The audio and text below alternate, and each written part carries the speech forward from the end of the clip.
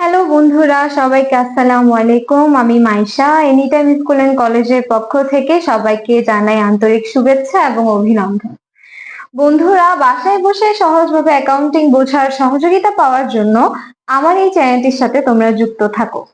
আমি এই চ্যানেলে অ্যাকাউন্টিং এর যাবতীয় সকল ধরনের বোর্ড প্রশ্নের সমাধান নির্ভুলভাবে করে দেওয়ার চেষ্টা করব। তাই এই ধারাবাহিক ক্লাসগুলোর ডেইলি আপডেট পেতে আমার এই চ্যানেলটিকে সাবস্ক্রাইব করে পাশে থাকা বেল আইকনটি ক্লিক করে রাখুন। তো আজকে আমি পড়াবো এইচএসসি হিসাব বিজ্ঞান প্রথম পত্রের অধ্যায় রেওয়া মিলের ঢাকা বোর্ড 2023 সালের 8 নং অঙ্কটি। তো আমি এখানে প্রশ্নটা উঠিয়ে নিয়েছি। তো আমাদেরকে কিছু হিসাবের নাম এবং টাকা দেওয়া আছে, এখানে হিসাবের নামগুলো দেওয়া আছে। প্রথমে দেওয়া আছে হাতে নগদ 1/1/2022, দেওয়া আছে 15,000 টাকা। কল কবজে দেওয়া আছে 42,000 টাকা। 10% ব্যাংক ঋণ দেওয়া আছে 10,000 টাকা। বকেয়া ভাড়া, এটা কিন্তু চলতি দায়, যেহেতু বকেয়া ব্যয় এটা চলতি দায় 2,000 টাকা। আসবাবপত্রের স্থায়ী সম্পদ 10,000 টাকা। ব্যাংক জমার উদ্ধৃত্ত 1/1/2022, এটা হচ্ছে 12,000 টাকা, মানে প্রারম্ভিক জমার উদ্ধৃত্তটা। এরপর হচ্ছে সুনাম 10,000 টাকা। হাতে নগদ 8,000 টাকা। লভ্যাংশ প্রদান 5,000 টাকা।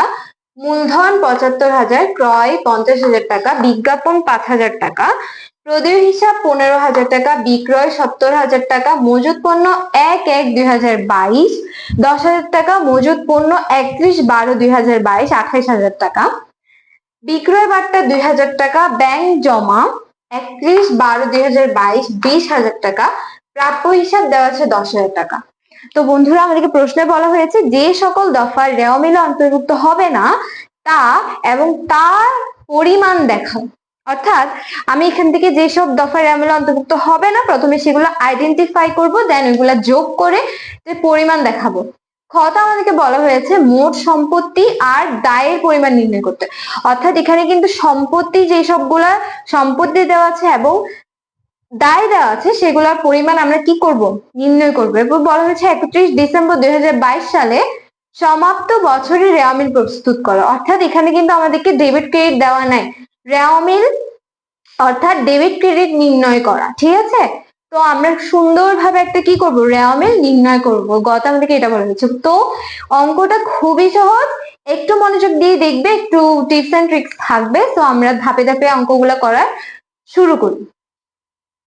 তো বন্ধুরা, প্রথমে আমরা সলভ করব একের ক এর উত্তর।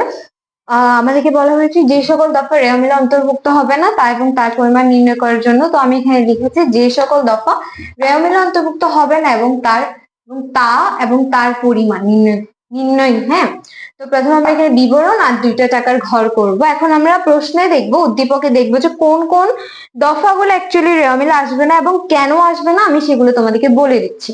তো আমরা এই অঙ্কটা করার আগে একটা জিনিস আমরা বুঝে নিই, সেটা হচ্ছে যেসব দফা রেওয়া মিলে অন্তর্ভুক্ত হবে না তাদের মধ্যে হচ্ছে প্রারম্ভিক টাকা,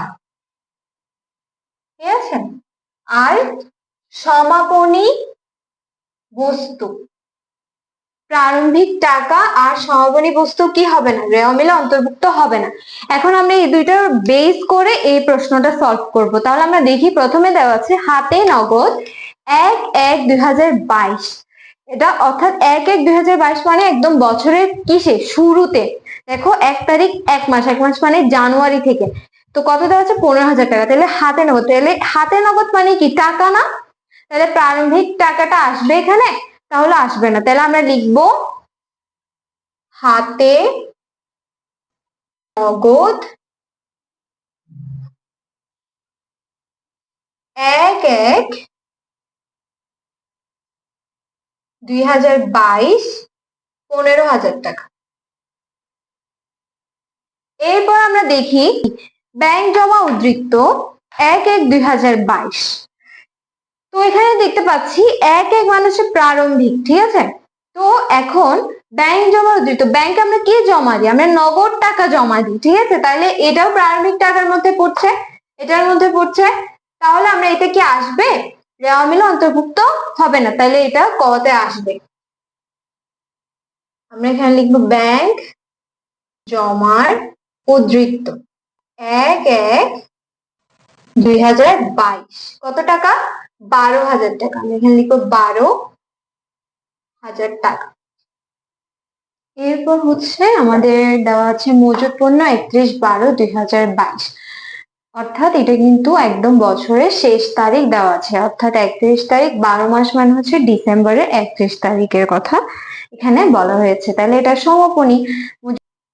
তাহলে আমরা বলেছি কি সমাপনী বস্তু রেওয়া মিলে আসে না। তাহলে আমরা এখানে লিখবো মজুত পণ্য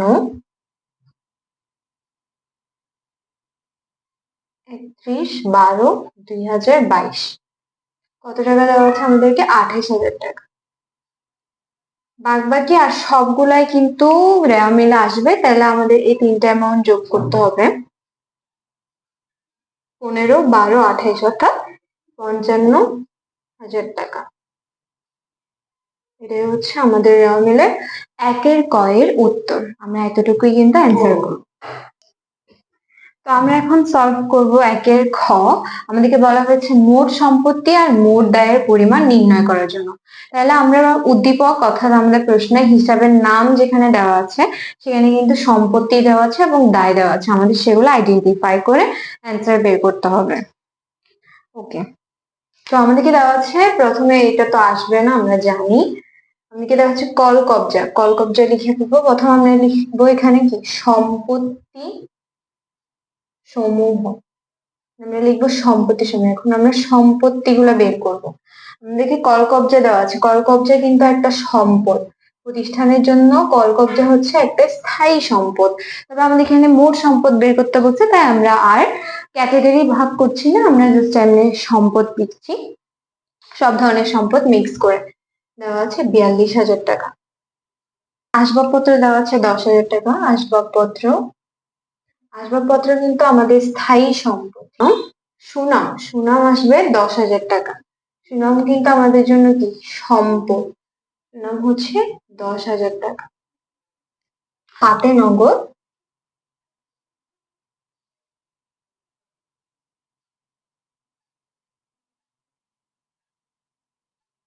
31/12/2022।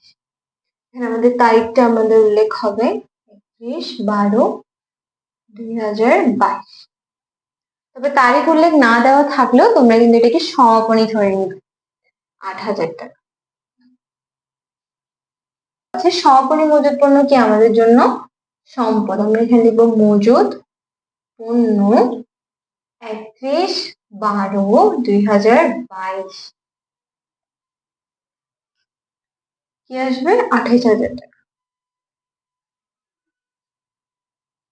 ব্যাংক জমা 31 তারিখ। ব্যাংক জমা 31/12/2022 দেওয়া আছে 20,000 টাকা।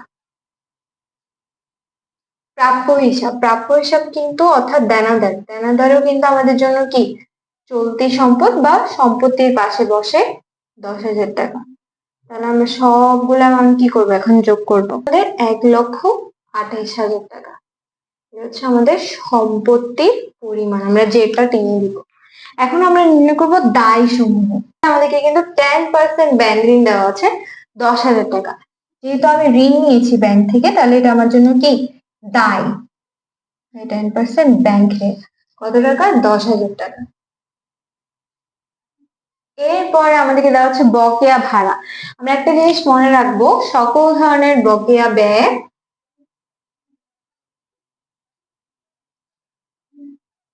আর অগ্রিম আয় আমাদের জন্য কি দায়। কেন বলতো দায়? কারণ আমরা এখানে কিন্তু প্রথম অক্ষরগুলা খেয়াল রাখবো। হ্যাঁ, বকেয়ার ব, ব্যয়ের ব, দ্যাট মিনস কি এটা দায় হবে। অগ্রিমের অ, আয়ের অ, দ্যাট মিনস কি দুইটা সেম আছে, তাহলে দায় হবে। এক্ষেত্রে যদি তোমার এখানে বকেয়া আয় আসতো তখন কিন্তু দুইটা ম্যাচ করতেছে না, তখন কিন্তু এটা কি হইতো চলতি সম্পদ হইতো। আবার অগ্রিম ব্যয়, অ আছে ব আছে, তাহলে এটা কি হবে না দায় হবে না, এটা কি হবে সম্পদ হবে, কারণ দুইটা মিলছে না। তো প্রথম দুই অক্ষর যদি মিলে তাইলে আমরা সেটাকে কি ধরবো দায় ধরবো। এটা একটা ট্রিক্স। হ্যাঁ, তাহলে এখানে বকেয়া ভাড়া, ভাড়া একটা কি ব্যয় না, আর বকেয়া, তাহলে ব ব ম্যাচ হচ্ছে, তাহলে এটা কি হবে, দায় হবে। তাহলে বকেয়া ভাড়া কত, আমরা এখানে লিখবো বকেয়া ভাড়া 2000 টাকা। এরপর আমাদেরকে দেওয়া আছে খুবই সহজ প্রদেয় হিসাব। প্রদেয় হিসাব আমরা জানি যে এটা চলতি দায়, অর্থাৎ এটা দায়ের মধ্যে পড়ে, এটা অর্থাৎ পাওনা দায়। প্রদেয় হিসাব কত, 15,000 টাকা। তাইলে আমাদের টোটাল আসে কত, 27,000 টাকা। এটাই হচ্ছে কি আমাদের দায়ের জ্যাম। তাহলে এই হলো আমাদের সম্পদ, এই হলো আমাদের দায়। বন্ধুরা এখন আমি সমাধান করে দিব একের গ। হারুন ট্রেডার্স এর রেওয়ামিল প্রস্তুত করতে বলা হয়েছে। তো আমি এখানে প্রথমে ক্রমিক নং এর ঘর, হিসাবের শিরোনামের ঘর, খতিয়ান পৃষ্ঠার ঘর, ডেবিট টাকা এবং ক্রেডিট টাকার ঘর। কেন খতিয়ান পৃষ্ঠা, কারণ এই যে রেওয়ামিলের একটা উত্তর আসবে সেটা কিন্তু আমরা কোথায় নিয়ে যাব, খতিয়ানে স্থানান্তর করবো, তাই এখানে আমরা খতিয়ান পৃষ্ঠা লিখছি। তো এখন আমরা একটা জিনিস দেখতে পাচ্ছি, ডেবিট টাকা ক্রেডিট টাকা।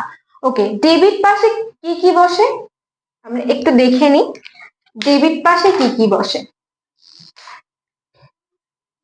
ডেবিট পাশে বসে সকল ধরনের সম্পদ এবং ব্যয়, এবং ক্রেডিট পাশে বসে সকল ধরনের আয় এবং দায়। ঠিক আছে, ডেবিট পাশে বসে সম্পদ আর ব্যয়, ক্রেডিট পাশে বসে আয় এবং দায়। তাহলে এখন চলো আমরা অঙ্কটা শুরু করি।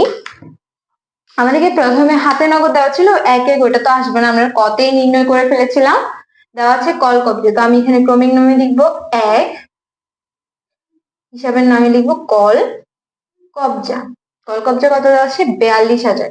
যেহেতু কল কবজা কি একটা সম্পদ, তাহলে সম্পদ কোথায় বসে, ডেবিট পাশে, তাহলে ডেবিট পাশে আমরা লিখে দেবো কি 42,000 টাকা। দুই, বলা আছে 10% ব্যাংক ঋণ।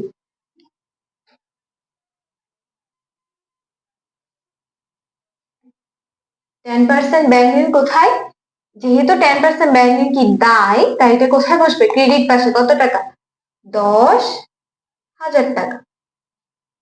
এবার আসো তিন, আমাদেরকে বলা হচ্ছে বকেয়া ভাড়া। আমরা একটা জিনিস আগে ক্লিয়ার করেছি, বকেয়া ব্যয়, ব ব যেহেতু দুইটা মিল আছে তাই এটা কি হবে, চলতি দায়। তাহলে দায় কোথায় বসে, ক্রেডিট পাশে বসে, তাহলে বকেয়া, তাহলে বকেয়া ভাড়া কোথায় বসবে, 2,000 টাকা ক্রেডিট পাশে বসবে। চার, হচ্ছে আসবাবপত্র। আসবাবপত্র কি সম্পদ, তাই কোথায় বসবে, ডেবিট পাশে বসবে, তাহলে 10,000 টাকা ডেবিট পাশে। পাঁচ, হচ্ছে কত, যেহেতু ব্যাংক জমা উদ্ধৃত আসবে না তাই এটা লিখবো না, সুনাম। সুনাম একটা কি সম্পদ না, তাহলে কোথায় বসবে, ডেবিট পাশে বসবে, 10,000 টাকা। এরপর হাতে নগদ 31, এটা আসবে কিন্তু,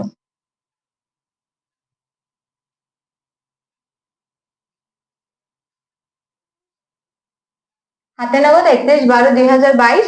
যেহেতু এটা হাতে নগদ তাই এটা চলতেই সম্পদ, তাহলে সম্পদ বসে কোথায়, ডেবিট পাশে, তাহলে আমরা ডেবিট পাশে কি লিখবো, 8,000 টাকা। লভ্যাংশ প্রদান,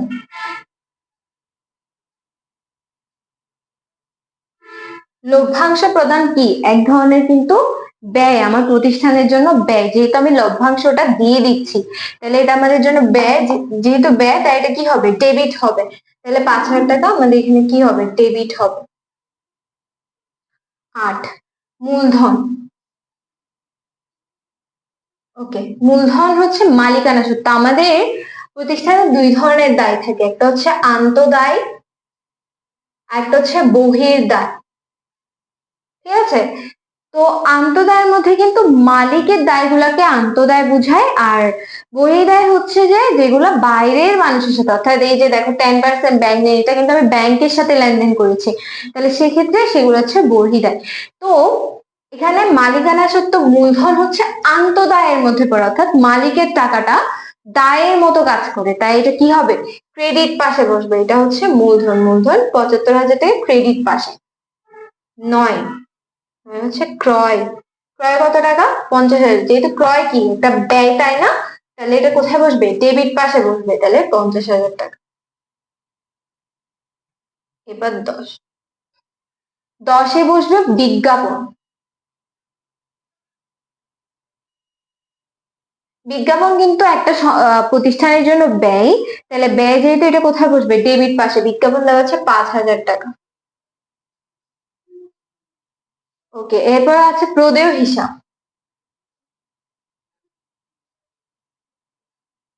প্রদেয় হিসাব আমরা জানি দায়, অর্থাৎ বহির্দায়, তাহলে এটা কোথায় বসবে? ক্রেডিট পাশে বসবে। কত দেওয়া আছে? 15,000।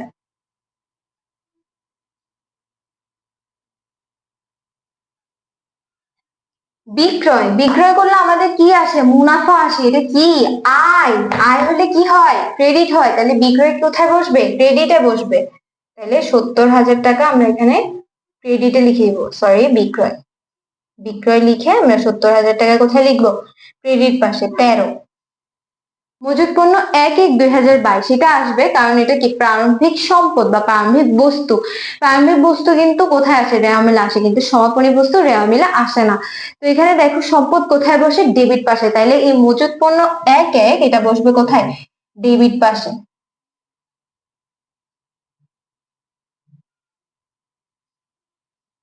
কত টাকা? 10,000 টাকা।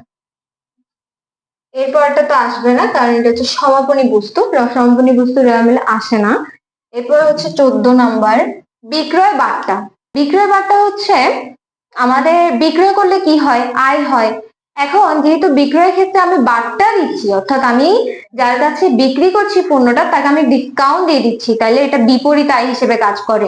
অর্থাৎ টাইপস অফ একটু ব্যয় বোঝায়, ঠিক আছে? তবে এটা ব্যয় না, এটাকে বলা হয় বিপরীত আয়, অর্থাৎ আয়ের বিপরীত এটা, ঠিক আছে? তাহলে আয় যেহেতু ক্রেডিট, তাহলে আয়ের বিপরীত কি হয়? ডেবিট হয়। তাহলে বিক্রয় বার্তার টাকাটা কোথায় বসবে? ডেবিটে বসবে। 2,000 টাকা। 15। এরপর দেওয়া আছে ব্যাংক জমা 31/12/2022। তাহলে প্রারম্ভিক টাকা আসে না, তবে সমাপনী টাকাটা আসবে। ব্যাংক জমা 1,000 টাকা, এটা কোথায় বসবে? ডেবিটে বসবে, কারণ এটা কি? সম্পদ। 16 দেওয়া আছে প্রাপ্য হিসাব। প্রাপ্য হিসাব মানে কি? দেনাদার। তাহলে এটা কিন্তু আমাদের চলতি সম্পদ, তাহলে সম্পদ কোথায় বসে? ডেবিট পাশে বসে। তাহলে 10,000 টাকায় কোথায় বসবে? ডেবিট পাশে বসবে। আমরা যখন ডেবিট পাশ যোগ করি আমাদের আসে 1,72,000 টাকা। আমরা যখন ক্রেডিট পাশটাও যোগ করব আমাদের আসবে 1,72,000 টাকা। এটা হচ্ছে আমাদের গয়ের উত্তর, 1,72,000 টাকা। তো বন্ধুরা আজকে এই পর্যন্তই। আগামীকাল আমি ইনশাল্লাহ চট্টগ্রাম 2023-এর রেওয়া মিলের অঙ্কটা নিয়ে আসবো।